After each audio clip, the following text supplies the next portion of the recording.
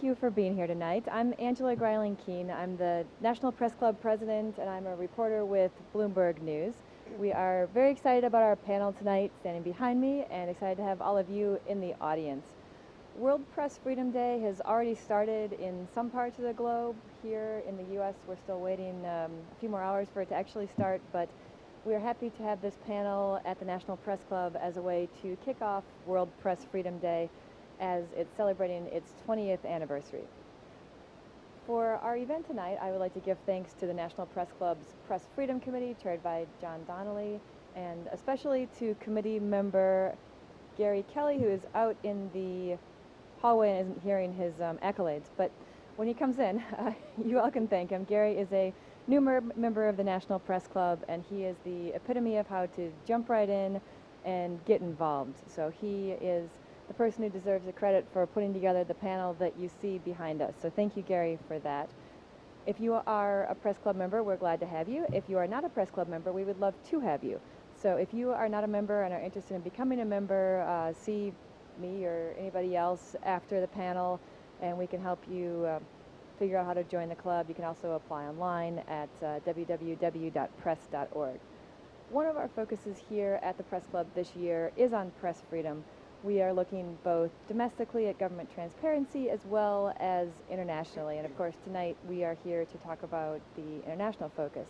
But other things we've done this year, we've issued statements calling on the governments of Syria and Turkey to release journalists they've held. We've hosted whistleblower Thomas Drake at a luncheon speech. We had a robust Sunshine Week schedule, and this is just one more in our series of events, and we're only a third of the way through the year, so we have a lot more to come yet this year.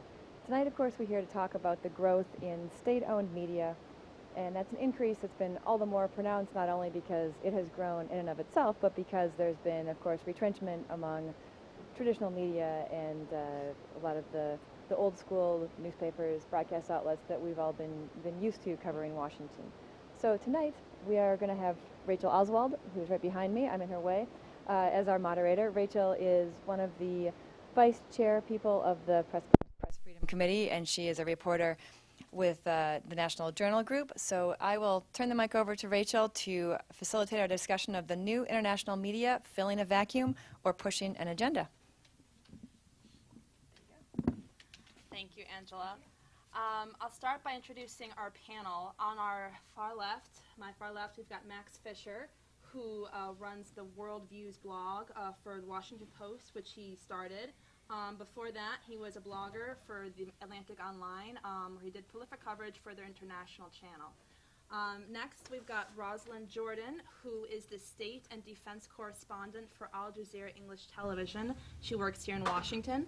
And then on my right, we've got Jamila Bey, who has a radio show on Voice of Russia called the Sex, Politics, and Religion Hour. And before that, she was at NPR. And then at the end, we've got Rustem Safronov, who is the bureau chief of Voice of Russia. And before that, he spent years working for Russia Today, also known as RT, for those of you that are not yet familiar with RT, but you will be. So, as Angela said, we wanted to... Oh, and there's... And excuse me, and there's very critically, very importantly, Mike Walter, who is a very experienced U.S. broadcast journalist. Now he works as an anchor at CCTV-America, where he hosts the flagship weekly talk show, The Heat, also based in Washington. I'm sorry, Mike. That's okay. I'm used to being censored. So, as Angela mentioned, we want this event to be an examination of both what it means for news consumers, that traditional Western news outlets are doing less foreign news coverage before, looking at CNN, BBC, also, some of the flagship newspapers here in America. In that void, there has been a number of new news stations have just jumped within the last decade being established. Al Jazeera, CCTV, RT, as well as some other outlets financed by Iran, Venezuela. But today we're going to focus on the big ones being the Russian outlets, the outlets Al Jazeera English, and CCTV. One of the reasons we wanted to have this event, because we here at the National Press Club represent journalists, and a lot of journalists in America have questions about, in light of all of the layoffs going in Western media and the hirings that these new foreign finance outlets are doing, what would it be like if to work for them, especially given concerns about would, Western journalism, views on reporting objectivity be honored. So we want this event to be a fair hearing out of those concerns, questions, criticisms. You might be wondering why we didn't invite outlets like the BBC, which are also sponsored and financed by state governments, to be on here. And we decided to not do it because they are much more better, well-established, and concerns about reporting objectivity just are not there as much for them. And we really wanted to give this event to be a focus on these newer outlets. In 2011, then Secretary of State Clinton told a congressional hearing that, quote, "We are engaged in an information war and we are losing that war." She was specifically referring to the growing influence of state-sponsored outlets, CCTV, Al Jazeera English, and Russia Today. These news outlets, she said, were, quote, "literally changing people's minds and attitudes, and like it or hate it, I think it's really effective." At the same time, there have been notable occasions when state-financed outlets, such as Al Jazeera, have been doing exemplary public service journalism and covering issues that Western media have neglected, such as poverty and resource mismanagement in the Global South, and of course the Arab Spring. So I've already told our panelists to expect, some tough questions about their news company's records, but we also want them to feel free to respond to whether they think that criticism is warranted or not. So with that, I'd like each of the panelists to give a 5-minute introduction about themselves, their career history, the news company they work for, and what it's been like for them with talking about Mike, Jamila, and Rosalind, because they are American journalists that now do work for foreign outlets. Rustem comes from a Russian journalistic background, so wanting to hear you talk about what it's been like for you as American journalists to work for these new foreign news companies. If we could start with Rosalind. Okay. As you can hear, my voice is not what it should be. Damn bronchitis. So I will try to be brief. Basically, I am a native Texan. I'm a Boston driver, and I love journalism, and my dog, and my cat. I came to journalism after majoring in French at Harvard. What do you do with a French degree? You go to grad school. I got my master's at Columbia. I thought I would work for NPR one day as a foreign correspondent. Started working in radio and realized very quickly there's no money and there's no future in commercial news radio. In fact, they changed the format at my old news radio station almost the moment that George Bush, President number 41, decided that the Gulf War was over, and we went to all sports. That's when I got into television. That was, obviously, 1991. It's now 22 years later. After some twists and turns, including 4.5 years as the weekend White House correspondent for NBC News, during the start of the Iraq War and the Civil War in Iraq, I have now spent 5 years at Al Jazeera English. The mission of Al Jazeera English, as is the overall mission of Al Jazeera, is to give voice to the voiceless. So when you hear people talking about the emphasis on Al Jazeera and on Al Jazeera English of showing people, not just in the Middle East, but in Southeast Asia, in Northeast Asia, in India, in Sub-Saharan Africa, and notably for Al Jazeera English in South America and the Caribbean, that is because the traditional big U.S. networks, the big three, as well as the BBC, have tended in the past 20 years to consistently withdraw staff and resources from those parts of the world. And that coincides with the growing commercialization and the growing emphasis on having shareholders who are looking for a return on their investment. Foreign news coverage is extremely expensive. Not only are you dealing with just buying the equipment and paying salaries and health insurance, you're also having to pay huge amounts in liability insurance, and that is one of the reasons why the traditional U.S. and European media have drawn back from their coverage, particularly of the 70s and early 80s. What Al Jazeera English also tries to do is, as Rachel has sort of alluded before, is to fill a vacuum and to try to show to all of the people who speak English, not just as a first language, but as a second, third, or fourth language, what is happening in other parts of the world, how people are confronting problems, how people are confronting the issues of democratization and actually putting democratic values into practice. What are the challenges? What are the obstacles? What are the risks? And our job is to then ask the people who hold power, why are you doing what you are doing? In a way, it's a throwback to what I was taught at Columbia. I would say, finally, that probably the biggest adjustment I've had to make in going from a career that has been based here in the United States to an international organization is that I have not had to worry about editorial interference. What I've had to spend more time getting used to is the mindset that is not American. There are many people at Al Jazeera who have worked at the BBC or ITV or the CBC. It's a very different way of looking at the world. Some might say it's a neo-colonialist perspective. I would simply say there's simply a difference in understanding the context in which the people we cover are living.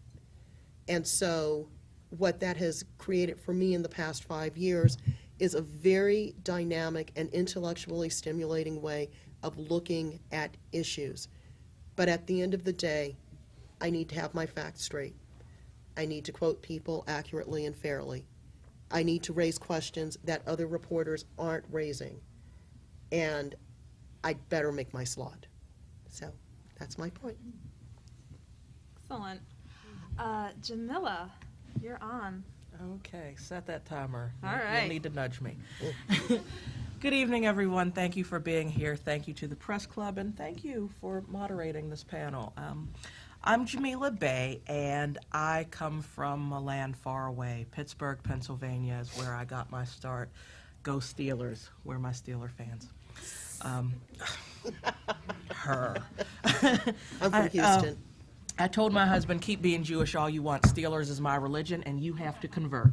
So he did. I win. When I was a young loudmouth, a younger loudmouth in Pittsburgh, I was studying at Duquesne University of the Holy Ghost.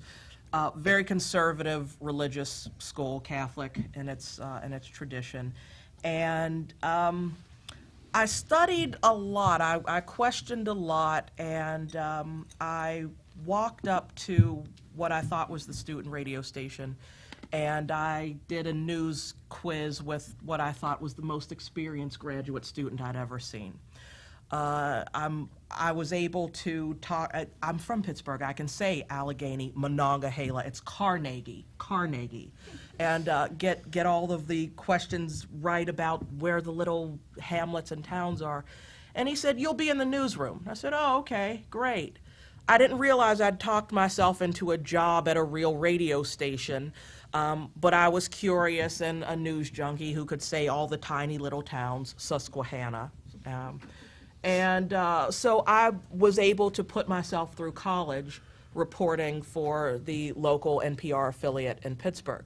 I found myself covering some jazz music. It was a jazz and news radio station, and I am one of those few people who's actually designated. I've been tested, and they found out I am actually an auditory learner. So for me, listening to stuff is really great, and being able to do that as a job to get me through college, my parents were like, "Woohoo, you go, girl." there are 2 others that we need to pay for now. You're on your own.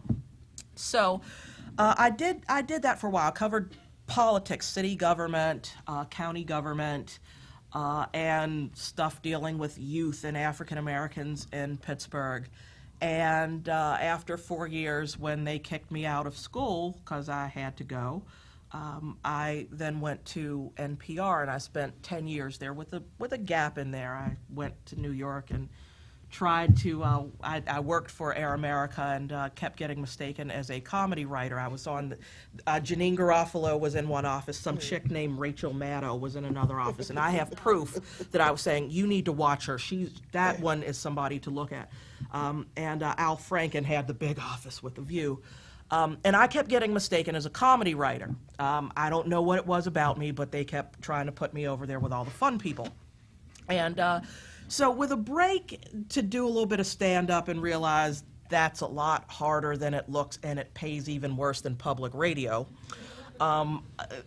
like the rivers, it called me back, journalism, and I came to D.C., I got married, and went back to my first love, which is radio and telling people that they are wrong. I worked at Morning Edition as a producer. I worked for Tell Me More with Michelle Martin as an editor.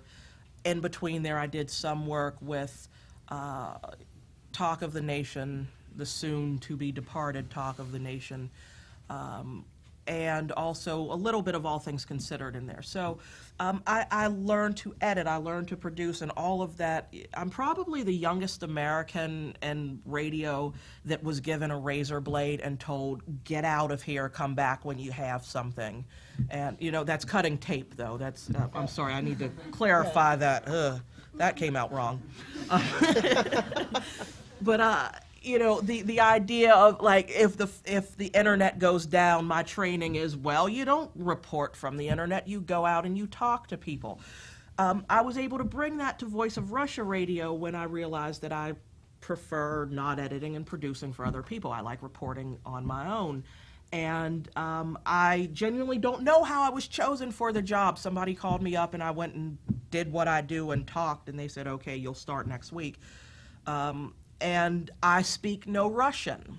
I'm in an interesting position, and I know my time is coming short, but I cover politics and religion for an organization that having been outed as an atheist is not a problem for me. So we'll come back to that, I guess, in a little bit if anybody's so interested. Mike, and then we'll go to Rustem. I don't even know if this works.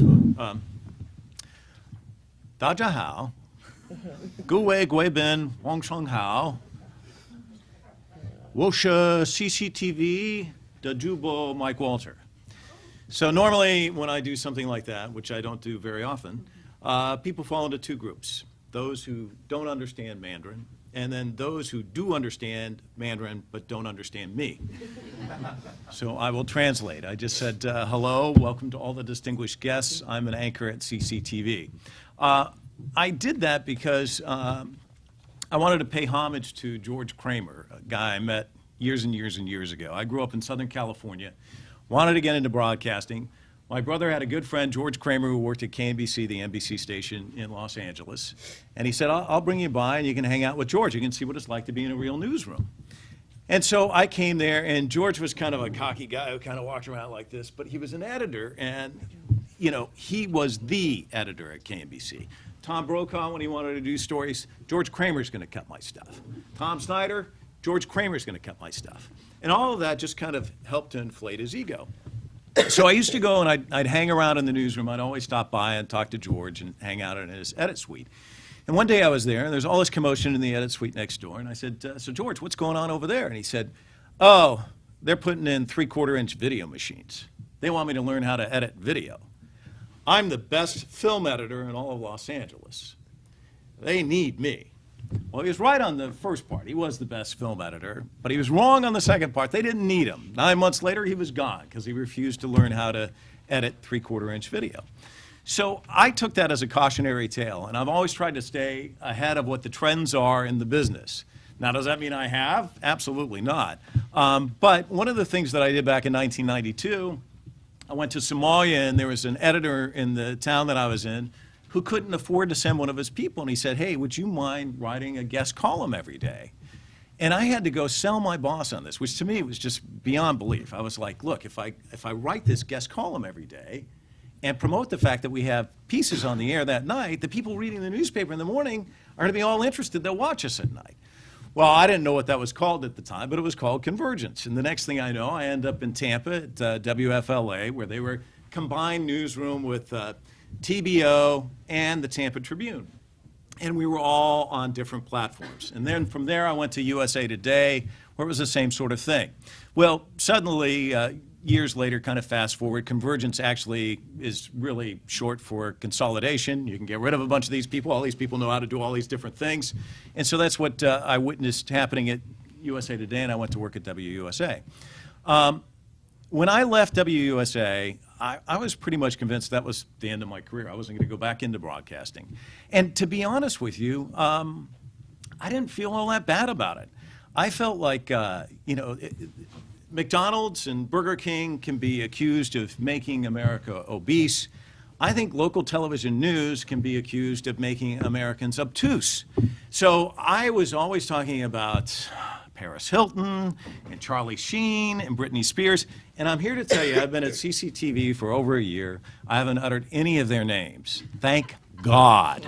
I feel like when I'd get off the air there, I'd lost like 5% of my IQ. When I get off the air from CCTV, I'm like, wow, I learned something tonight. So what we're doing there is we're growing. We went from 1 hour to 2 hours. We're going to go to 5 hours of programming here in Washington, D.C. later this year. And, the interesting thing, and I don't know if I'm running out of time, I guess you're keeping track of this. The interesting thing I'd like to talk about, because it's here, agenda, it's an interesting word. It's kind of inflammatory. And it's something that I've had to kind of address a lot. I've been interviewed a lot about CCTV. And to me, the reporting that's been done on CCTV, and I'm getting on my high horse here, has been lazy journalism. It's the same story over and over and over again. When I interviewed for the job there, first question out of my boss's mouth was, there's been this story in England, and it says that CCTV is going to America, and it's basically going to be a puppet for the communist government, and it's going to foment propaganda. What do you think of that? And I said, well, I read a lot of the stuff online. I'm not a stupid man. I mean, I know that these are the accusations being made about CCTV. But I interviewed on a Tuesday. I said, since Saturday, Sunday, Monday, all I've been doing is watching CCTV and flipping over and watching the BBC and CNN International and Al Jazeera. You've got the same stuff on the air that they have, with the exception of when Jabal went to Thailand, and you had a 30-second VO on that. I go, if Cameron had gone to Thailand, I guess the BBC would have 30 seconds on that as well. So I said, if you're trying to brainwash me, I think you're doing a lousy job. And I think if that's the accusation against CCTV, it has been the biggest, most colossal failure in the history of mankind. And I'm willing to take all kinds of questions about this because I've certainly been asked these.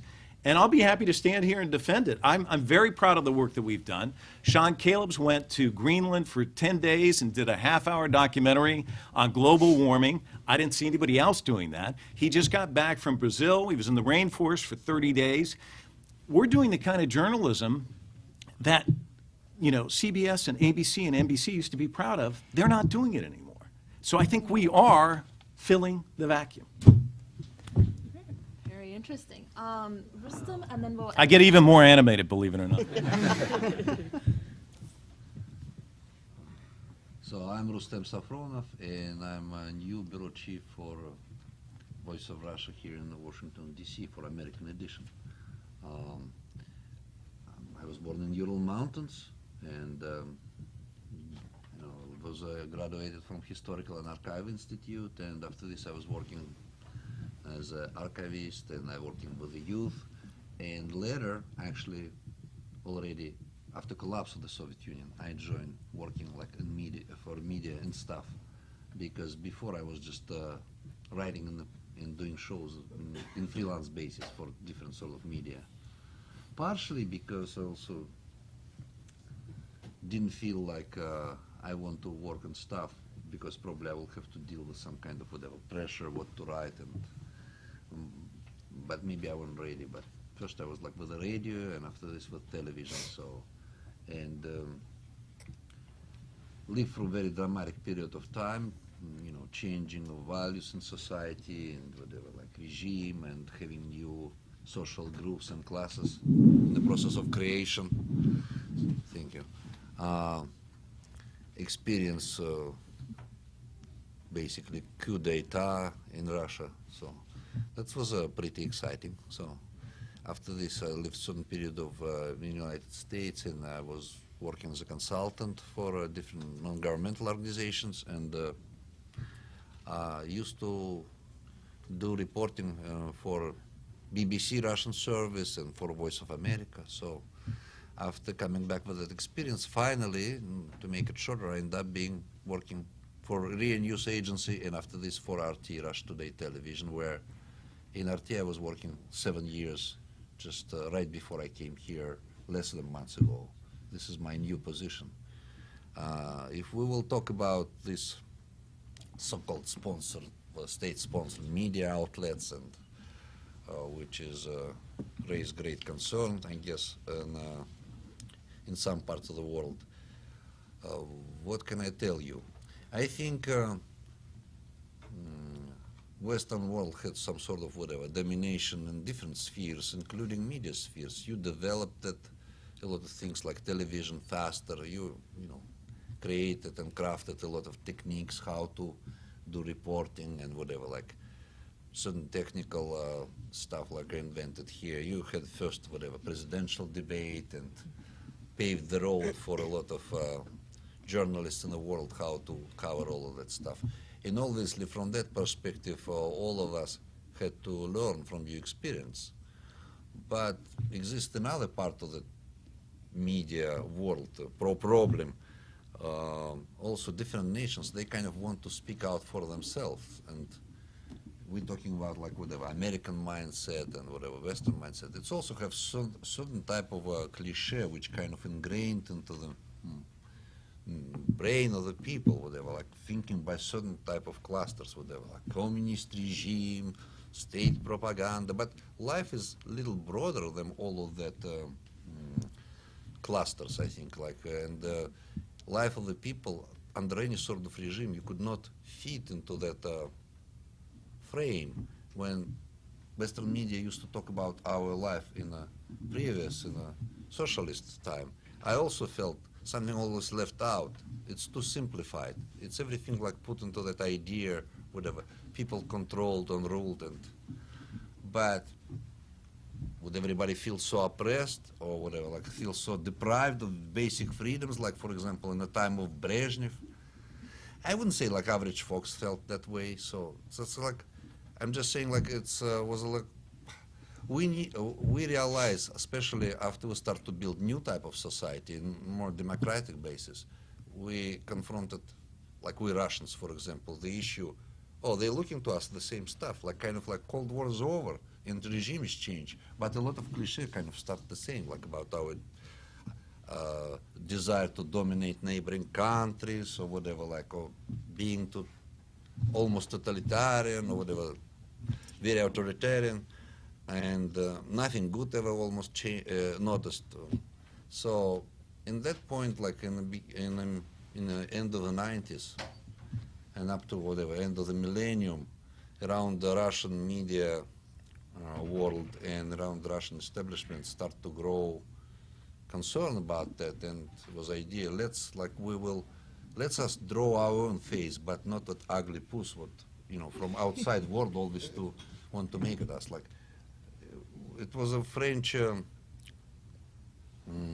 aristocrat who went to Tsarist Russia soon after French Revolution, Marquis de Custine, and he came, he was thinking he will find something like relieving, but he got so disappointed about Russian life, he wrote kind of very nasty pamphlet about Russia, and it's like, for a lot of Westerns, it's still sort of discourse. It's like, whatever, this is not good, this, and whatever, like no democracy, no freedom. People is not really the people because they don't realize their own rights.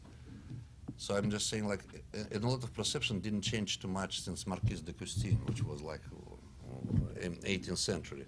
So finally, that was like one of the ideas which pushed to create, for example, RT, Russia Today. As a matter of, like, for example, Voice of Russia, that's an old organization, yes, and it started in an old time with the idea to inform about country and doing sort of like whatever, was a part of Cold War propaganda machine as well. Try to bring in that, in whatever, 60s, 50s, Soviet values to the world. How many listeners do we have?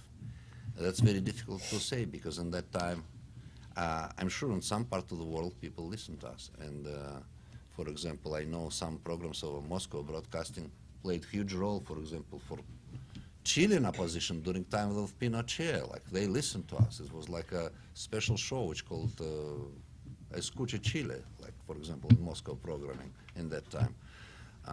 In Western world, people probably didn't care too much about us because they always felt like we're better than superior. They live like an oppressed society, and why do we need to listen to them? Well, maybe you had like some leftists who listened to Soviet radio in English language, but I'm sure this was not a big chunk of the population. So when a new time came, so we start to look things differently. I think it should be instrument of a little bit informing about Russia from one point, but from another point, it's also letting journalists of a foreign origin from whatever, from Western world, to speak about problems which probably, like, you know, Western media do not notice, or speak a little bit of differently, or have a different perspective. In fact, for example, maybe somebody wouldn't like that, but during the war, 2008, in Georgia, only RTs ended up being television in all English-speaking world, which show different side of the story, like whatever, like not just Russia moved tanks to the Georgia, suppressing Georgians, but pretext for that, what happened before that. I understand it's not was just like mean conspiracy, it's part of the, in that point, world didn't care too much what's happening over there, a dispute between Ossetians and Georgians, but the context was important to understand why Russia got engaged into that militarily. So, but nobody was talking about that except RT. So I guess that was important. Somebody said about that and made it, you know, made the rest of the world to hear that. Okay, they disagree. They say, no, still Russia shouldn't do that. That's a different part of the story. So, and I think that kind of critical stuff is important for Westerners to hear. Thank you. Thank you, Rustem. To round it out, let's hear from Max. My name is Max Fisher. I'm a blogger at the Washington Post on foreign affairs, which means that the other people at this table have a leg up on me already for two reasons. First, because they're all reporters, and as a blogger, I'm not very good at reporting, which means it's a lot tougher for me to evaluate who's doing a good job and who's not. And second, I've never worked at an international media organization, and all of these people at the table have, so they know the way that they work a lot better. So that's all just to say that I'm not here as a representative of all of the Western media, and I certainly am not here with any standing to pass any judgment on any news organizations or any of my peers. What I can do is talk about the experience of an American news consumer, because that's what this is all about, right? American news consumers watching international news, which I do a lot of. And as a news consumer, I first encountered international news organizations probably the same time as everybody in this room, which was pretty soon after the US-led invasion of Iraq in 2003, when I started hearing about Al Jazeera. And it was very quickly clear that Al Jazeera was doing something that other outlets either would not or could not. And part of that is because of who they are and where they come from. They speak the language, know the neighborhoods, know the people. Part of it is because they are not a slave to the American conventions that we have in the U.S. Western media. They were able to break out of. And so they very quickly, of course, got a name for themselves. They were doing a lot of reporting that other people were not. But even by 2006, when Al Jazeera English came out, there was still, even then, I went back and watched an old Daily Show clip where they went to the Al Jazeera English studios, I think in 2006, and it was still clear even then that there was a lot of suspicion and mistrust among Americans about this new outlet. Who are they? What are they doing? Can we really trust them? And I think, you know, part of that was the tapes that Al Jazeera had played for militant groups in Iraq, which in retrospect were actually an incredibly important, crucial service they were providing that American outlets were not doing. Part of it was the demagoguery from some people in the Bush administration, including Donald Rumsfeld. Part of it was also the fact that it's new and it's different, and learning how to consume things that are new and different can take some time. I'm actually very sympathetic to this as a blogger, because when blogs first started out a few years before then, of course, everybody was terrified and said, this is going to destroy the media, it's dishonest, you know, it's ruining everything. And over time, blogs like Al Jazeera have kind of carved out a niche and are now part of the institution, much more respected. People have figured out how to read them. People have figured out how to watch Al Jazeera, understanding how to view as something a little bit different, as I think they are and will continue to do with other international media outlets. That said, one thing that has really dogged the network, and I think will continue to trouble other international news networks, is the ownership issue.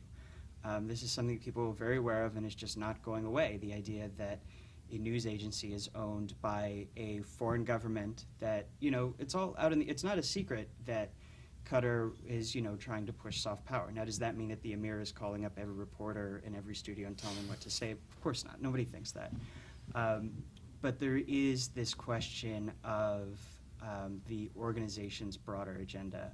And that's actually something that also felt familiar to me from my time when I worked at a magazine called The New Republic that was formerly owned at the time I was there by a man who had some, let's just say, odious opinions on some certain issues and was using the magazine to kind of push those out.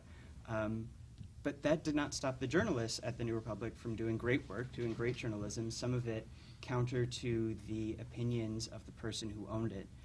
And I think that people who work in the Western media will say, you know, just because your ownership believes one thing does not mean that every single person in the organization and the staff is, you know, out there pushing that line. You know, of course, there are some differences in the metaphor there when we think about a state-run institution that has very different goals than, say, making money. But, you know, Americans are familiar with foreign news outlets. I mean, we all know the BBC, and we all know Voice of America, which you hear very rarely about. You know, run and owned by the U.S. government for the purposes of pushing soft power into foreign countries. And it's very similar to CCTV, RT, but there's still, I think, a sense that a lot of news consumers have that these institutions exist on a spectrum of how they prioritize journalism for the sake of journalism versus for serving the larger goals of the ownership body. And on the one side, let's say you have BBC, which I think, you know, a lot of people disagree, but I think generally is respected as a journalist institution first and as a UK state organization second.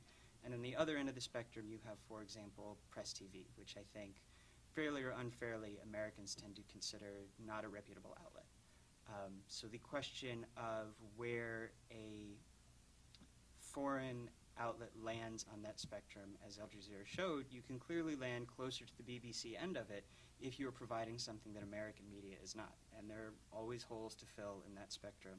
So it will be, I think, interesting and very exciting as an American news consumer to see foreign outlets bringing us news and information in new ways. That was fantastic, Max, and I think you undercut yourself because you do a great job evaluating the reporting done by other networks. So I'll kick off this question session. My plan is to leave about 20 to 30 minutes for you, the audience, to ask your questions, but I'll kick things off now. I wanted to start off with a quote from Al Jazeera's Washington bureau chief, Abdurrahim Fakoura. He was asked about the Western notion of reporting objectivity, and he responded, quote, "If you are an American network broadcasting from the U.S., you will be broadcasting with a sensibility that may not look necessarily objective, to an audience in another part of the world. And I would first like to get Max's thoughts on that quote before we open up to the rest of the panel. What do you think, I guess, is kind of the framework or blinkers that, you know, U.S. journalists and I guess U.S. news consumers, how we think about the news, our values and kind of how they tinge Right. things? So I think that particularly with respect to foreign news outlets, it's kind of unfair because in order to develop a good reputation, you have to be good all the time. Every single time someone turns on their TV and turns to your network, comes to your publication, they have to see something that matches really high quality, what they're accustomed to, objective, high standards, because they're going to be coming to it worried about it not meeting those standards. And they're, confirmation bias. People look for things to meet that. And on the other hand, you really only have to confirm their worst expectations a few times for them to carry that image. Russia Today, for example, does a lot of really good work, employs a lot of really good journalists, but I think, unfortunately, if you talk to most people in the American media, they know it by the, handful of times that it has favorably covered people who believe that the attacks on September 11th were a conspiracy, were run by the Bush White House. I would guess that less than 0.1% of Russia Today's coverage is in that vein, but that has been enough, unfortunately, perhaps unfairly, to color people against it. And I think that it will be a long time before the network can recover from that. Yeah. Anybody else want to jump on that quote and what it means to them? Well, I think, and I'm going to draw back on my French literature studies, one of the things that Abdurrahim, who, by the way, is the bureau chief for Arabic, there's a different man who is in charge of English, so I need to just clarify that. Separate channels, just like MSNBC and NBC News have different editorial staffs, including who's in charge. One of the things that I learned in my literature classes when we were deconstructing the text was this idea that each reader is going to bring his or her life experience, the values that the family taught, that the church or the synagogue or the mosque or nothing at all taught the person, the educational system, the politics. You're going to bring all of that influence to how you interpret a piece of information. And you're going to, because of the things that you have learned, you're going to give more elements in that piece of text, more emphasis and more validity than you will other parts. The same process happens when we are watching the news or reading the news or listening to the news. I hate the word consuming because it makes it sound as if we're just putting out widgets. Some days it does feel like a sweatshop, but we don't work in factories. But there is a lot to be said, and I can say this as someone who was born and raised in Texas and then has spent most of her career on the East Coast. There is a way that people on the East Coast look at Texas and look at the people who live in that state and automatically assume certain things about the way that Texans engage with the world. By the same token, the same thing happens with all of us, 310 million Americans, look at other countries around the world. We have shorthand for every country, and even for the countries we've never heard of. We already have decided this is how they must approach life. This must be how they solve problems. The challenge of being a journalist is leaving aside what your parents taught you, what your community taught you, what your educators taught you, and trying to meet the story on its own merits. What is the actual source of the tension in the story that you're trying to cover? What are the facts that support the various sides in that conflict? And then trying to present that issue in a way that not just respects both sides, but also gets the facts of both sides or multiple sides as accurate as possible within the length, the number of inches you get, the number of minutes you get, which in television is usually no more than 2 minutes, the amount of time you get on the radio. When I worked at WAMU very briefly, if I got 45, 50 seconds, that was a good story. It's trying to condense all of these issues as fairly and as accurately as you possibly can, and then hoping that the person who is reading or listening or watching is going to come back to you the next time you file a story on that same issue, so that that person gets, over time, a much fuller, richer story. This is where people who write books have the ultimate advantage on us. And my final point on this, because I don't want to just eat up time here, is that humans don't like to be pushed out of their comfort zone. And certainly after September 11th, people were pushed out of their comfort zone, and people were terrified. People were very much American people were fundamentally afraid. And so it was easy for people who wanted to achieve a certain political goal to take advantage of it and to cast aspersions, whereas 5 years before, Al Jazeera English could have come along and people would not have blinked. There is a romanticism that people associate with the BBC. They have daring do. Our They Cold go War ally. right. Our They stalwart Cold War well, ally. you know, we have the special relationship. Mm-hmm. We broke off from them, and we deign to stay friends with Oh, them. yes. Yes. So, you know, so there is this romanticism, and if Al Jazeera English had come along at the same time that Al Jazeera Arabic had, you would not have had the opportunity, I believe, for the Donald Rumsfelds, for the Paul Wolfowitzes, for others in the Bush administration to engage in their very overt campaign of demonizing the channel, because they wanted people to continue to support the war. And the only way they could do that was to keep whipping up the fear. And by doing so, they actually violated a fundamental principle of what it means to be an American, which is everyone has his say. Every person can stand on Pennsylvania Avenue and say, I'm upset with the government because of X, Y, and Z. Every person has his say. And only in the most egregious circumstances is your right to express yourself curtailed. And so my channel has had to labor under that. I will say it has gotten a lot better in the last 5 years. I used to have people back away from me during the 2008 campaign. I didn't have that last year. So, you know, because people are now starting to see, wait a minute, you guys aren't terrorist TV, and you don't have a funny name. Well, what if I did? And your news is, well, I just didn't know that. Wow, that's kind of interesting. Okay. You know, it's, you know, familiarity actually works in our favor.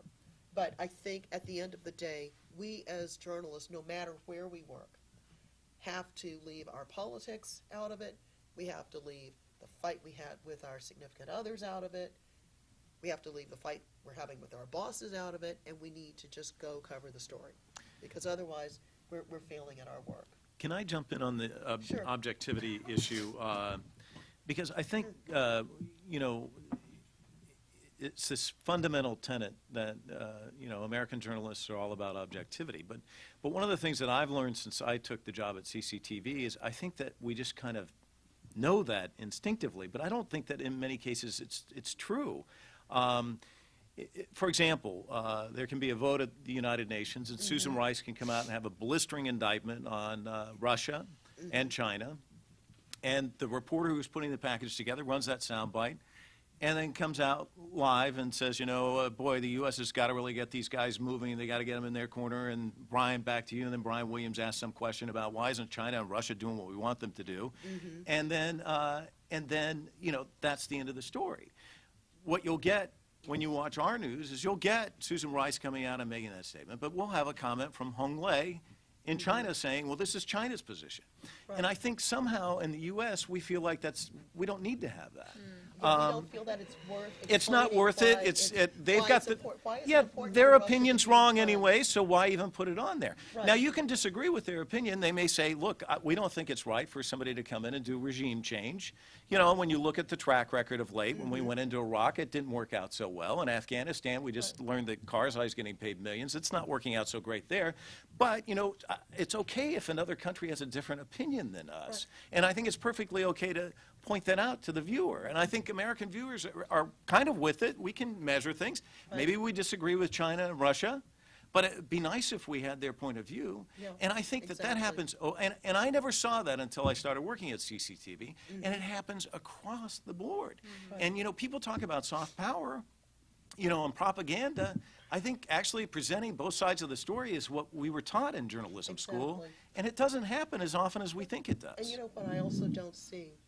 I don't see, and I don't know him personally, but I don't see Peter Bergen ever being castigated for ever having gone to that cave somewhere between Afghanistan and Pakistan and interviewing Osama bin Laden in 1998. He's made a full career out of it. But God help us if during the Iraq War, Al Jazeera had picked up another video message or audio message from Ayman al-Zawahiri talking about how people needed to support the Palestinians in their fight against Israel during the Gaza war. God help us. Well, we're just in bed with al-Qaeda. Well, they feel as if they have a legitimate political mission. Maybe I don't agree with it personally, but isn't it my responsibility to tell people, well, this is why they're doing what they're doing? Isn't that what journalism is supposed to be?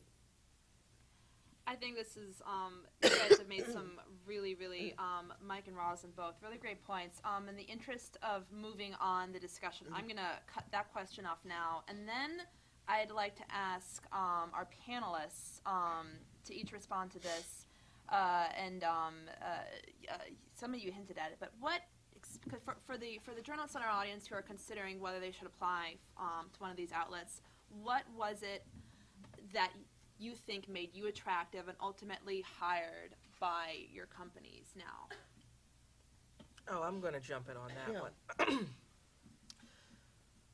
one. So, I had left NPR, and I got called in to talk with Voice of Russia, and there'd been a number of months in between that. There are 3 people on the planet with the expertise in African Americans and atheism. I'm the only non-academic. It's come up because I have always loved church and state stuff. I love all things First Amendment. And I covered that. But the religion thing, because I frankly carry a torch for none of the above, and the pass that is given, particularly when a news organization brings its bias to the black community, this monolith, and talks to Reverend whatchamacallit, and how can we pray to end the scourge of fill in the blankery. I very strongly said, whoa, wait a minute, why are you talking to that guy? What expertise does he have in police brutality? What expertise does he have in, domestic violence Or economic policy? development. Exactly. He just calls himself Reverend blah, blah, blah, and you get a news camera in his face, and all these people see where they can give 10% of their income if they so choose. Oh, and you've got to have them singing and clapping their hands. And then you go to the basketball court, because Yeah, my not head's only are... exploding now. Anyhow, yes. Well, that's a whole nother panel, So, I think. and it is, Right. but But it does go to but- perspective. It does It go to does. how So- we look No, at I agree. communities that we cover. you know, and so for me, as a person of African descent, as a person without religion, and that's not because my parents wanted me to be, trust me on that, I've always been incredibly skeptical of stories that were about me because I never saw myself in them. So back to, I turned 2 at Voice of Russia on Sunday. My wedding anniversary and my work anniversary are on the same day, Cinco de Mayo. Can I? Congratulations. Yeah, thank you so much. You may take me out for drinks if you like. But so, you know, I'd been doing a bunch of reporting because, as Pew will let you know, the fastest growing segment in the religiosity box are the nuns, those who admit, because you've got to admit, to having no religious affiliation. I'd done a bunch of stories, and I did a few in which I was inserted into the story because, frankly, you'd show up at a big event, and I could count on one finger the number of black atheists that were there. I got put into the story. And so I'm going, okay, well, you know, fine. And I was having trouble, you know, getting it. I'd gotten interviews. I'd never gotten called back. I'd gotten interviews. I'd never gotten called back. And so I start writing this book, which is this never-ending project. And Voice of Russia came and interviewed me, and for some reason they let me go off on First Amendment and what I think it meant in terms of, you know, the press is in the Constitution of this country. I am obligated as an American, I believe, to do my best to make mine a better nation. And with my loud mouth and my, you know, cloak of First Amendment, I can tell stories about this particular issue that's becoming a hot one that people are getting wrong. I can look at a couple of Pew studies, and I can tell you they're wrong, and here's why. There are people who are researching this who are starting to say, and I'm not picking on Pew. I am part of an end group that just hasn't been very well covered. So that set me apart, that made me interesting, and frankly, they didn't care, you know, that I don't do the religion thing. They looked at the stories I'd told, they looked at my resume, and they also let me do a show that's called the Sex, Politics, and Religion Hour. Come on. Frankly, and today I want to say Happy Day of Reason to those who celebrate it, Happy Day of Prayer to those who celebrate it. But frankly, if you want to hear in-depth reporting from the point of view of someone who does not feel that any religious tradition deserves the pass of why, yes, revered one, if you turn on Voice of Russia American Edition and listen to my show, you're absolutely going to get cross-examination of everyone who's on there. So what we've got from Jamila is a very, very distinctive editorial voice that allowed her to set herself apart from other applicants. What else, you know, made you guys attractive? I would like to think that when I said to the bureau chief at the time at Al Jazeera English that I was wondering why the U.S. military wasn't paying more attention to the security threats in the Horn of Africa. Good question. And he looked at me, and then his eyebrows rose, and like, yeah, we haven't been talking about that. I think that's what got me hired. Like I think everyone else here, I grew up in a family of news junkies, and we were encouraged to read as widely as we could, as long as it wasn't dirty. And we were strongly encouraged to ask as many questions and to have as many friends and to have as many experiences as we could to broaden our perspective. We were encouraged to travel, to think, to not be afraid of the other. Mm-hmm.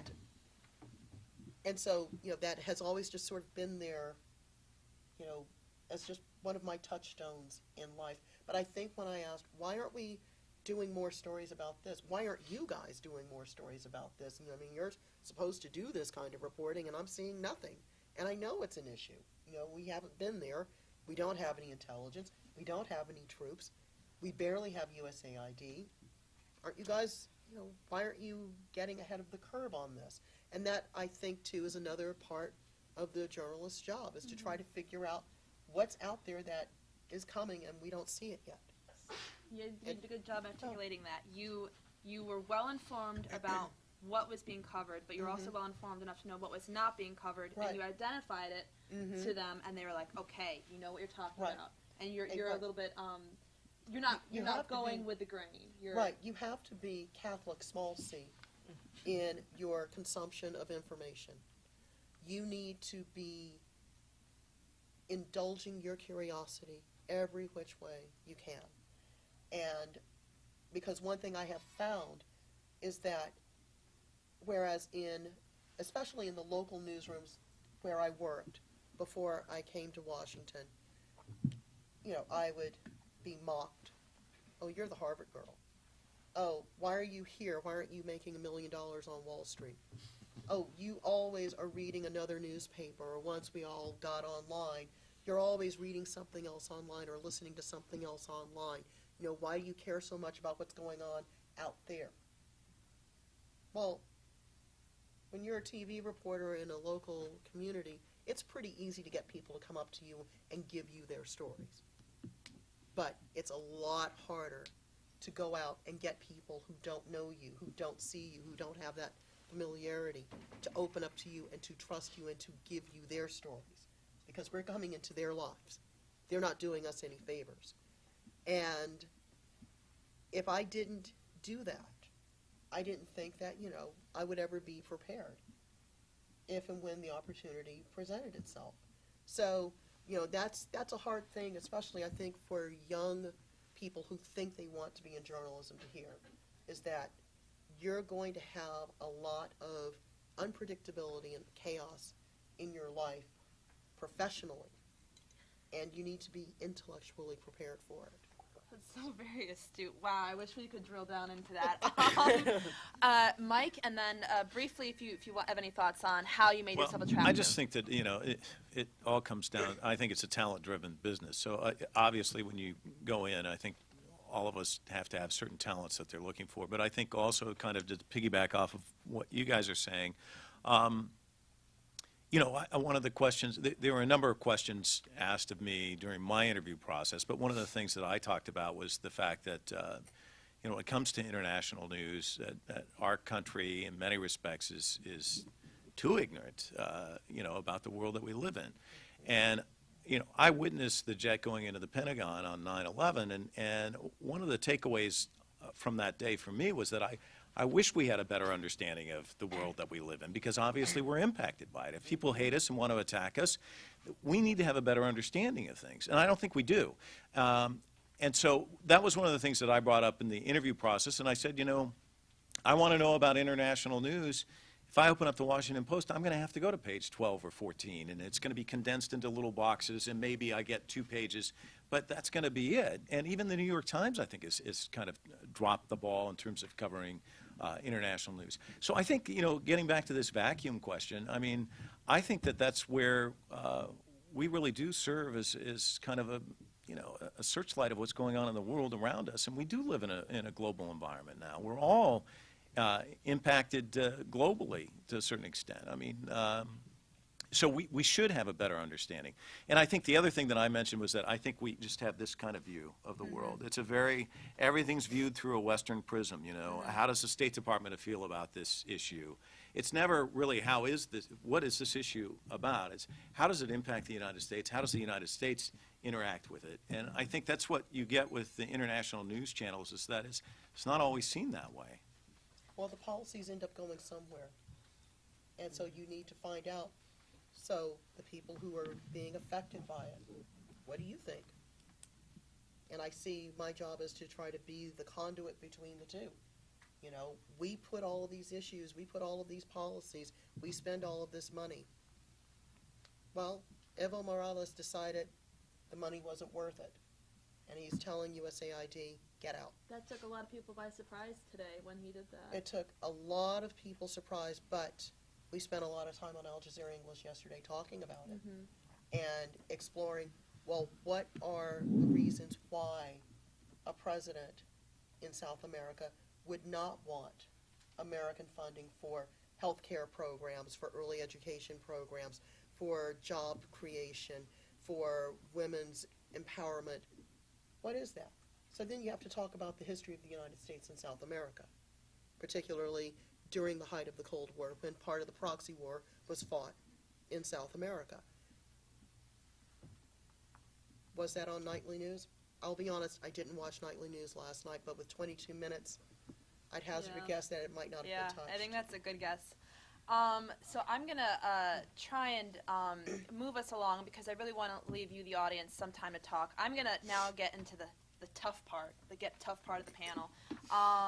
Get ready. So for this question, it's directed at Mike, and then Max, if you want to share your thoughts after Mike gets back to me about this, please jump in.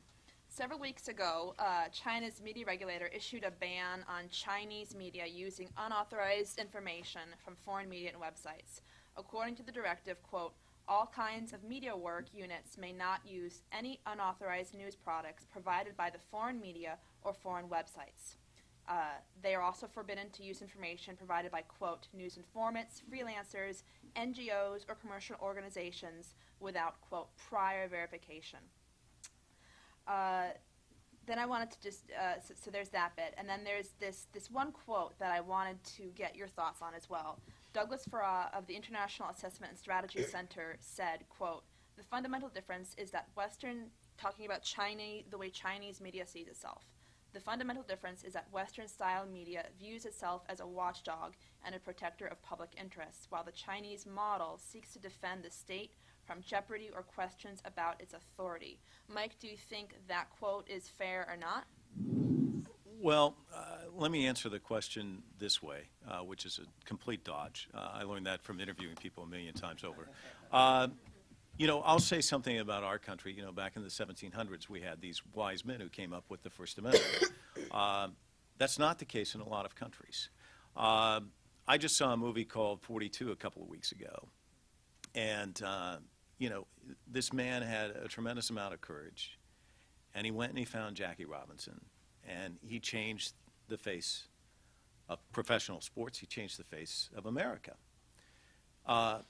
But still, in my lifetime, I can remember fire hoses in the South and dogs being sicked on people.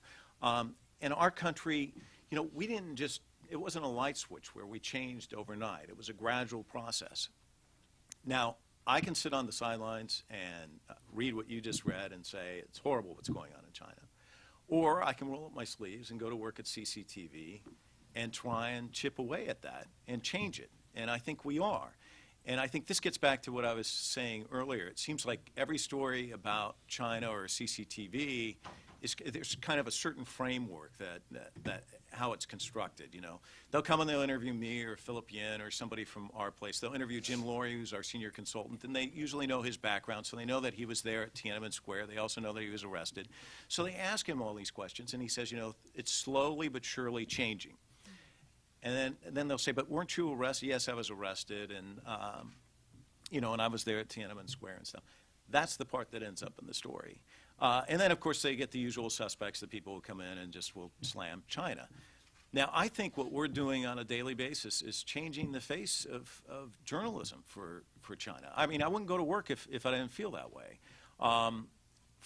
We were on the air for 3 hours on election night. It's the first time people in China watching the election, you know, for 3 hours straight. The next day, we were on the air talking about the leadership change in China. I was on our special. I came in at 9 o'clock in the morning. Mike, how is this being perceived in the United States? I had clips from the editorial from the New York Times, the Washington Post, and the Wall Street Journal, all extraordinarily critical of Xi Jinping. Well, this is what they're saying.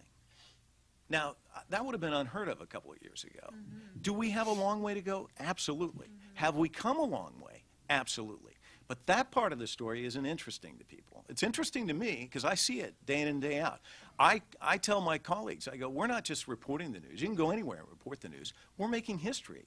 And the people that I think are the most courageous are the people that came over from China who are running our operation, who are constantly pushing that wall. And there is a wall.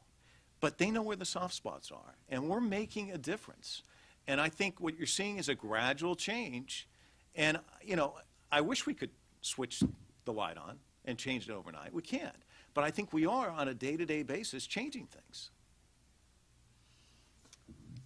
So I think that, Mike, you're actually right, and I think it's often lost. Thank you. That, you're welcome. You're going to stop there, right? It's often lost that there are a great number of Chinese journalists who are working first and foremost to advance and safeguard the public interest in China. Now, quite frequently, they end up paying pretty dearly for that. I think that I share and agree with the premise of this discussion, which is that there are some gaps in American media coverage of international news, and demand for it is higher than what they're getting. Sometimes that has to do with quantity, sometimes it has to do with quality.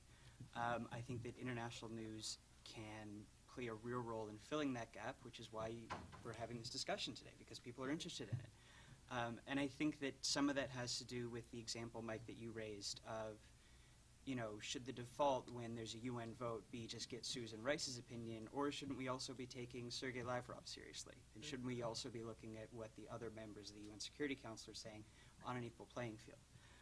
I think the challenge and real constraint that particularly outlets from countries such as Russia and China are going to face is that Russia and China are often in the news. And CCTV, for all of its merits, cannot cover China on par with Western news organizations. They're just major stories that just cannot be touched on CCTV. Now, that's nobody's fault. Which ones? The organization. Which ones are we not touching? Well, for example, the corruption story with Wen Jiabao. Okay, I'll give you that one. Right, yeah. The Dalai Lama. Well, Bo Xilai, though, we covered Bo Xilai. We did cover Sure. Chen Guangchen. I mean, it's a lot of the ones that people say we aren't covering, we have covered. That's another misconception, and a lot of people want to, you know, take their jabs at us for I'm that. not trying to take jabs, but I am just making the point that I think if I'm an American news consumer and I want to learn about China, I think that a Chinese-owned outlet is probably just not going to be very helpful to me. I would tend to disagree with you, but that's okay. I mean, we'll have Well, our I mean, I'm disagreements. sure there's certain things. I mean, like there are certain cultural stories. programming. I mean, I guess I come from the point of view that, you know, we're state-run, and as a result, we're a little different. I mean, I worked at a local television station where the boss came to me and he said, this was a ratings winner in Detroit. It was a 5-part series. I want you to do this series. I sat there and I watched it with him. How to buy a car. He knew the ratings would go through the roof. So I go out, I find a guy who actually had a car dealership who's not in the business anymore. He gives me this checklist. These are all the things that you should do when you go and buy a car. And he told me the story about how a farmer had come in and was like, I'm looking at this contract, I don't understand it. So this first part is this what this means? And he's got a yellow notepad and he's legal pad and he writes it down. So the second part, is that what so he writes down all this stuff and he says, okay, well, here's the contract. I signed it, you sign it. He said, what am I going to do? I signed it. So I had that soundbite in the story. Next day, people lined up at car dealerships with the yellow legal pads. That afternoon, the car dealership people were in the general manager's office telling him, you've got to kill this series. Part 1 had aired. Part 2, 3, 4, and 5, they're not going to air. So my boss says, you know, we've been promoting this. We can't just drop this series. Well, you can make it a 3-part series. And you can sure water down parts 2 and 3, which we did. So, I mean, this concept that, you know, that there aren't constraints here in the United States, that it's just this free press, that, you know, and state-run, and let me just finish this state-run concept that, you know, well, you know what? NBC and ABC and CBS are state-run because our country is run by corporations, and corporations have their advertising on these networks. And when GE didn't pay any taxes one year, I didn't see anything on NBC. I saw it on CNN, but I did not see it on NBC. Yeah. So I think this concept that we're all pristine here in the United States and these other agencies are not, I think it's a fallacy. Well, the thing that you left out was, you know, yes, there's that pressure. If you don't pull that series, we're pulling our ads. And they did. And they do that in so many small markets, you know, the small cities where people start their careers. They're hungry. They want to tell these stories. But you know what? That pays our bills. Either we run the story and I fire you, or we don't run the story and I can keep paying you for another year or so. You know, so that kind of pressure. And it's very, very overt. Businesses are not shy about throwing their weight around. The Koch brothers are now talking about trying to buy the Tribune newspapers. Well, let me tell you, I'm really glad that when I left Tribune, that I pulled out everything in my 401k and my stock options. Because if Sam Zell hadn't, frittered it away, Koch brothers would just taint it with their overt political agenda. They are openly talking about trying to push their political agenda in some of the most storied newspapers in the United States. And I don't see American readers having a problem with that. That worries me. And the car dealers did yank their advertising, by the way, and I was persona non grata around our GM for quite a while. I think, I know Jamila wants to jump in on this, but I feel like I've got to give it to the audience because we've got about 15 minutes. Who's got questions? Tom. I have a question for Rustem about Russia Today. I see this in some other networks, but Russia Today, they go to Bus Pleasant Talks. They do some great coverage when there's really interesting speakers there, like Cornel West or Howard Dean or Ralph Nader. And it's good that there's a venue for them on a major network. But I wonder about the tone that, and I think that international news does a great job being critical of the United States when mainstream media in the United States does not tackle some stories like drones or war or international policy. But some people might remember a few months ago there was a story in Russia Today, several stories that refer to drones as robotic killing machines.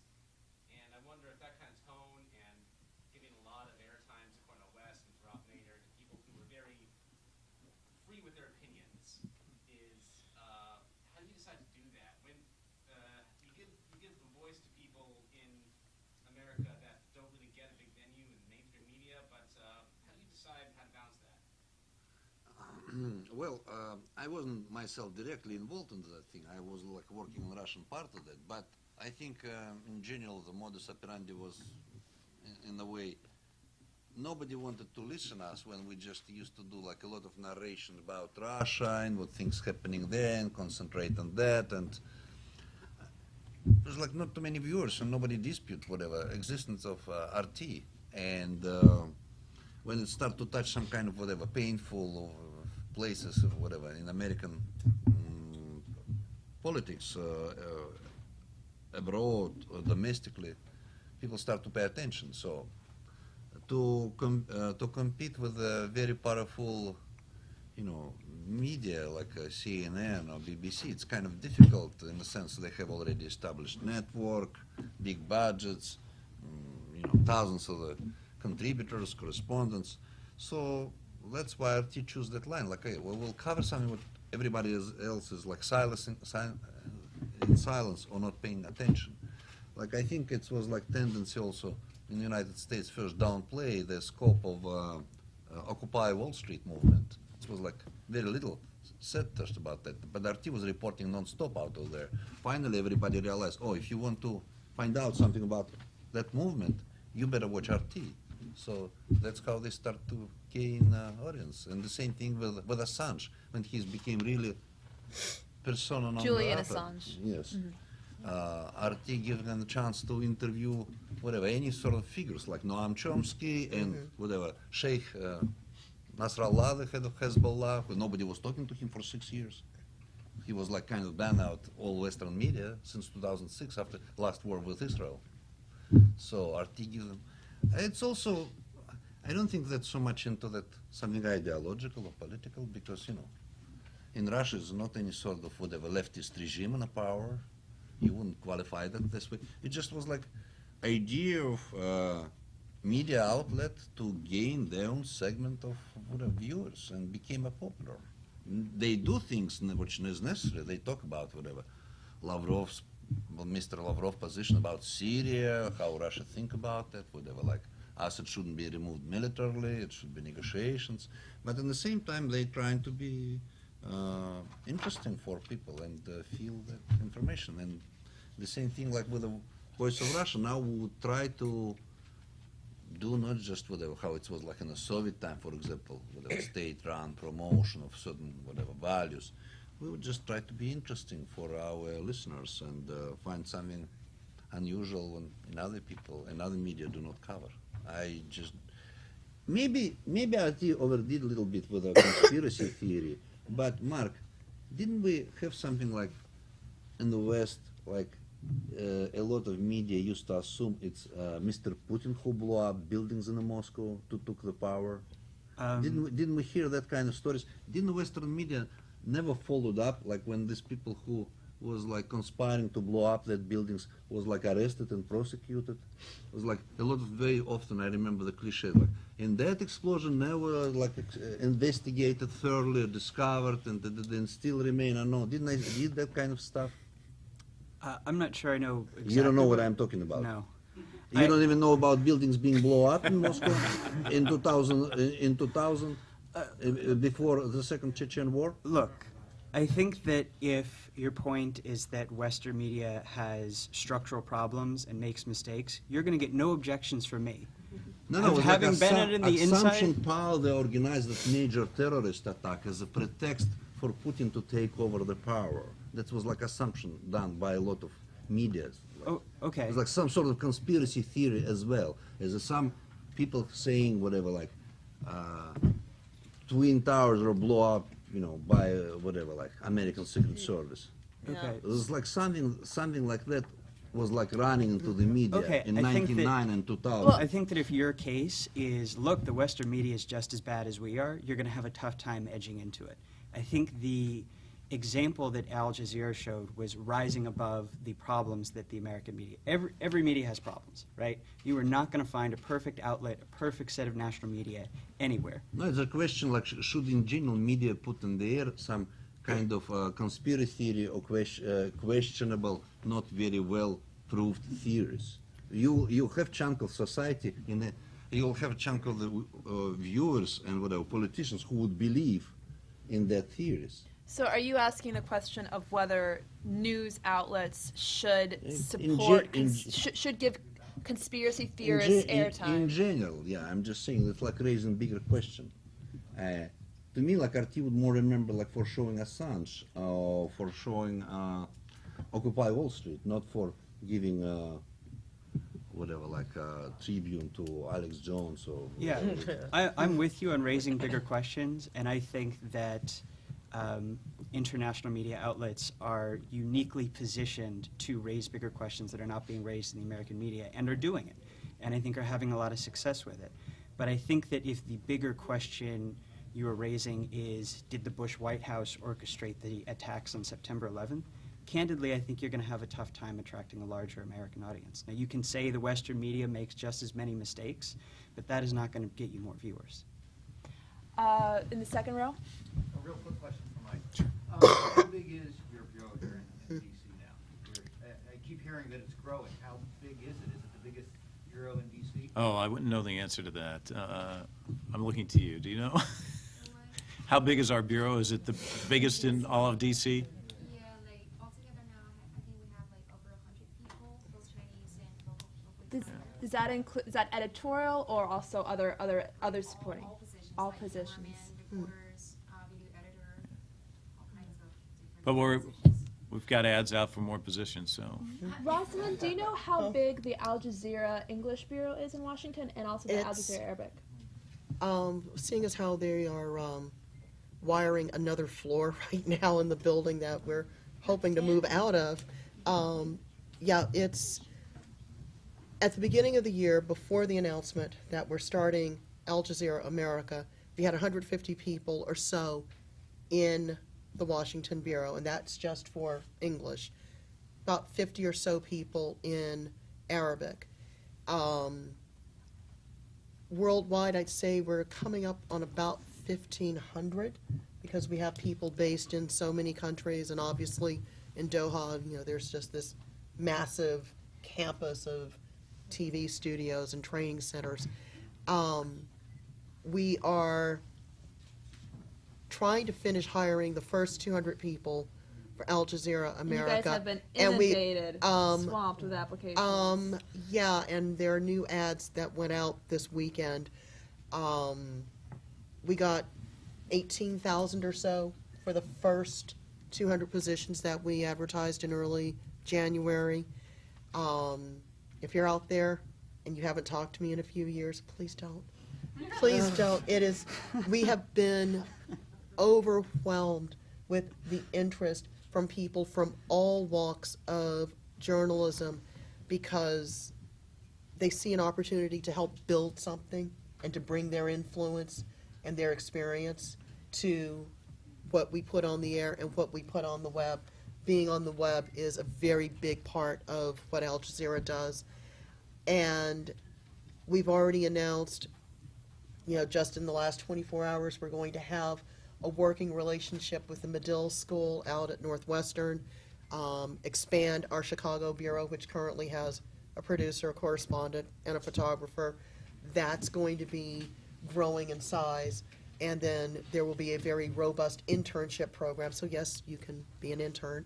And they will put you anywhere in the U.S. or anywhere around the world. Just got to fly you there. They are very, very, very ambitious in terms of trying to fill the gaps, as they say, in terms of news coverage. Could I get your response to one thing, and then Sure. I want to, if I can get one or two quick questions from you, honestly, they'll be quick. But Sure. Rosalind, we talked about how before Al Jazeera had a really hard time getting Americans to trust it. Just did not come at the right time with 9/11. Right. But then with the Arab Spring, we just saw that just suddenly Right. you guys with the go-to Right. channel. I feel like you guys have some, RT and CCTV and these other outlets yet do not, in my personal opinion, they are not yet where Al Jazeera is in terms of gaining the trust of the American news consumer. What do you think these other foreign outlets should do if they are really hoping to make inroads? I'd like a crack at that after she's Yeah. done. Well, Briefly. the Yes. joke for, that went around with CCTV when it first launched was, well, if they have a sit-down live interview with the Dalai Lama, Americans will buy into it immediately. Let's think about what I said earlier. Americans are like people everywhere. They like their comfort zone. Either they like Brian, or they like Diane, or they like Scott. Very few people watch Judy and Gwen, which is a shame. That said, I think what really has made a difference is you have to persevere.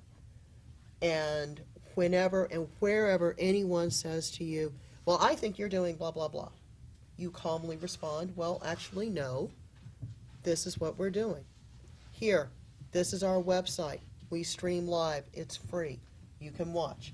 If you happen to be on a cable system, and one thing that both CCTV and RT have that Al Jazeera, up until the current deal, did not have was instant visibility in many more cities. I can go back to visit my family in Houston, and I can watch both channels on Time Warner and on RCN, no problem. But Al Jazeera is not on in Houston, and this is a city that is, the energy capital of the United States. Kind of doesn't make sense, but whatever. But being persistent and being reasoned. And then at the end of the day, you just get people to see, here's the work that we're doing. And even before the Arab Spring in 2011, there was Gaza in 2009 with Ayman Mohyeldin and Shireen Tadros, who just happened to be in Gaza working out of the bureau when everything started. And that was a huge star turn. I mean, Ayman is now at NBC because he was able to keep cool under fire between both sides. People saw, wait a minute, there's reporting going on there. They understand why people are shooting at each other. And they're hanging in there for hours on end. Americans love that kind of tenacity. So I think my one-word advice would be tenacity. Mike? I would say move us to Doha, because no one really cares about the government there. They don't care about if there was any kind of discrimination there. China's under a microscope, so is Russia here in the Although we United do States. get criticized And it's true. I mean, Yeah, but it is true. AG took a lot of heat during the Iraq invasion. No, but I'm just saying that, I have friends who worked in Doha who work with me now, and they're like, oh my God, there's like slave labor there, but no one has any interest. Yeah. I'm sorry, but it's true. There are issues we in did, Qatar, right, yeah. and people With aren't not investigating it covering because and because they journalists don't really and local- care. It's right, like and China local- and Russia are under the microscope. Right, and local journalists not getting, the same kind of access that they should be getting. Last summer when I was there, it just so happened there was a huge, horrendous fire in which a lot of little children who were at a daycare center inside this mall were killed. And at first, there was a question, well, are we going to cover it? And I looked at some of the people in my newsroom, and I just said, all these little children were left at daycare, and you're talking about whether we should cover it? And sure enough, there were people dispatched, live trucks, standing outside the Bellagio, talking about the problems with fire safety, with inspections, with the construction of this mall, all the things that you just don't even think about in American local news. Huge fire, children die, you're there. And it doesn't matter what the government thinks. This is what they signed up for. This is what they signed up for. We are supposed to hold the government accountable, and even if it's the people who, give us, funding so that we're on the air, so be it. I should mention that Al Jazeera America will be taking commercials, and we will be rated by Nielsen. So we're going into a whole new universe. This will be For very those of us interesting. who are used to the July, November, February, May ratings periods, Al Jazeera is about to get a taste of it, and it's going to be very interesting to see how we do our journalism with knowing that there's this little meter and people are going to be filling out their books. Are you worried about that pressure from advertisers? You talked about American There, outlets facing. there has been a lot of discussion about it, and we keep saying to our managers, look, the very thing that makes us special as a media outlet, we don't want to lose it. I don't want to have some car dealer or some Fortune 500 corporation saying, well, you guys can't run stories on this. Well, you know what, that's who we are. And I would rather that we not take that money. But of course, I'm not the business person. And there is this idea that the channel needs to start bringing in some money. It is incorporated here in the U.S. and, but we don't want to lose the very thing that has brought us to where we are right now. And I think that it would be, personally speaking, I think it would be a disservice to all of the hard work and to all of the questions and challenges that people have had to overcome to get us to this point. I mean, it would be the biggest disillusionment for me. So. Two questions from the audience, if you can word them quickly. You and in the front row. Yes, go. Mine is a quick question. Hi. Enjoy watching all the English Thank you. TV. Thank you. And one thing I've always wondered about is I haven't seen anybody broadcast from the Washington Bureau. Am I just watching it the wrong time of day?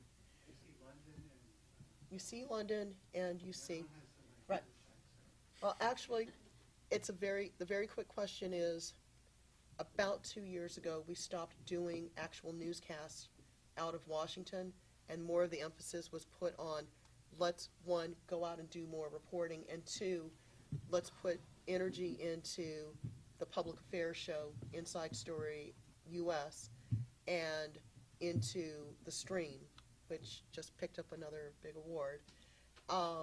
The social media live call-in public affairs show from that really goes after a much younger audience. So we still have a control room, we still have a production crew, but they're putting on these two programs that are really trying to dig into the big issues of the day and have more informed discussion and not just my 2-minute story and then they move on to the next story. But with America coming online at some point this year, there have been lots of dates, and I'm just going to say at some point this year, Washington will be back on the air because obviously it's about America. We've got to be on in Washington. Yes, you, sir. Yeah, my name is Herman. Before I ask a question, I would like a short reflection. This is about freedom and correlation with trust. And content-wise, actually, there is no international media right now. Everything is like domestic. You have a powerful staffing, even more than local. Only one thing is different in finance. And doing journalism in global scope is very And corporate cannot do it very well, even though they can.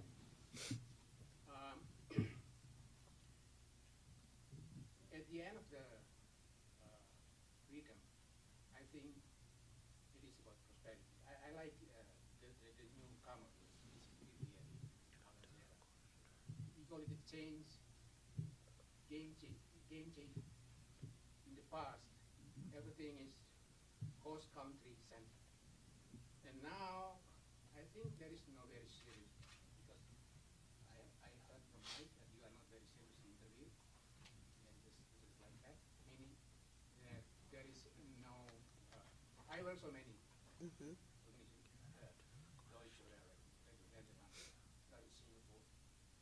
Singapore, they say freedom okay, but prosperity is the last goal.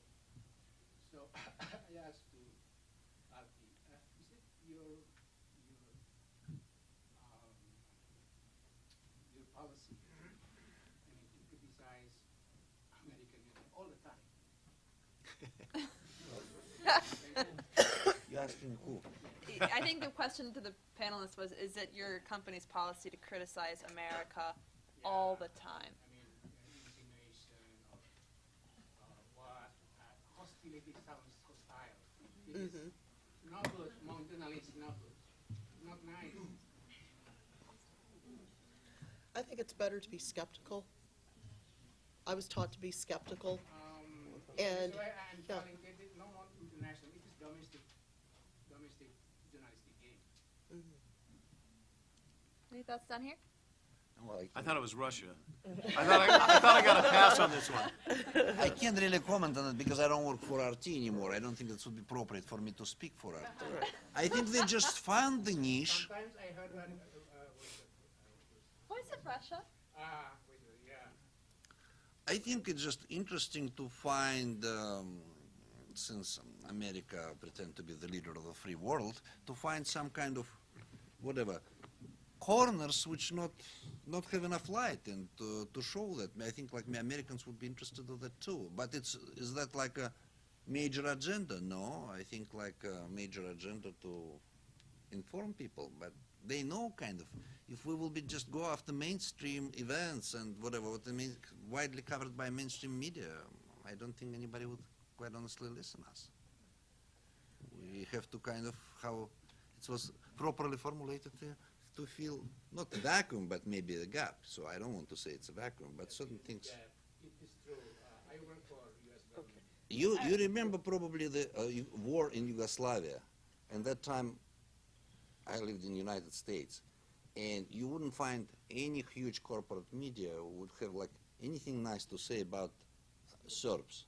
It's like everybody was like, poor Kosovo Albanians, they just whatever, so brutally suppressed and oppressed and massacred, but the regime of Milosevic and so on. I guess in that time, like, I think like Americans could realize like they need some other voices too, like to hear another side of the story. We're now 10 minutes over, and I think this has been a really, really interesting discussion. Maybe some of our panelists have a little bit of time to linger after, and you can approach them with questions you didn't get to ask.